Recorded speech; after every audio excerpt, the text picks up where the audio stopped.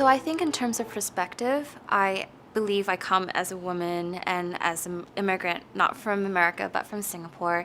So that in itself leads me to have a very different worldview and lens.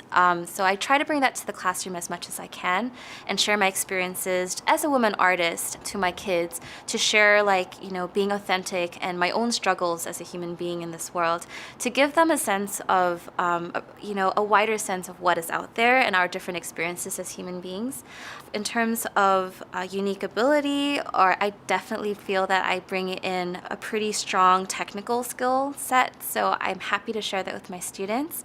And I tend to start my classes introducing them to my work and my personal portfolio so they know what I do on the outside of the classroom, and they tend to navigate towards that and be more excited about my profession beyond just being a teacher towards them.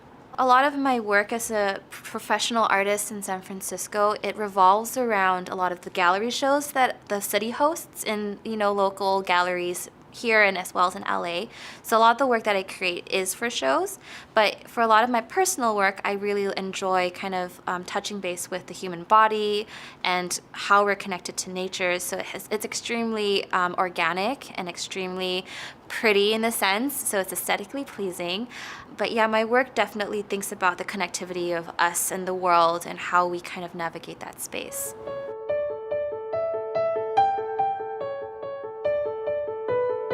One project that we do at the sophomore level is the Contemporary Female Artist Project. And this is where students are required to find an artist that is either from the modern art period or contemporary and write about them and research about them.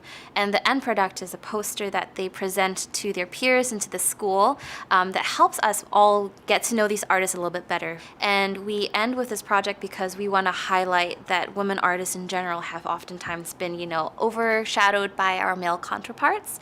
And it's a great experience to kind of dig up all these amazing artists that some are well known in some cases and sometimes kind of, are hidden. Students are invited to find an artist that they best connect with, that they like their work, they enjoy the works, and they create a poster that reflects their work, the body of work, as well as the history of the artist, their background, their education, their philosophy and context. So it's a great experience for students to do a little bit of research, as well as design their own poster that best represents the female artist that they've chosen. Students are invited to use the digital program from Adobe Suite, which is provided by Convent and Stewart Hall. It's a great program for, formatting posters and books. So this student over here has chosen Kara Walker as his primary artist, and he really thought about his layout. And one of the challenges for the students for this project is to put a lot of information and learn how to organize it in a way that's accessible for the viewer and interesting and engaging visually. So this student over here has chosen to use banners cutting across the poster, and he chose to make it just simple black and white, which is true to Kara Walker's aesthetic.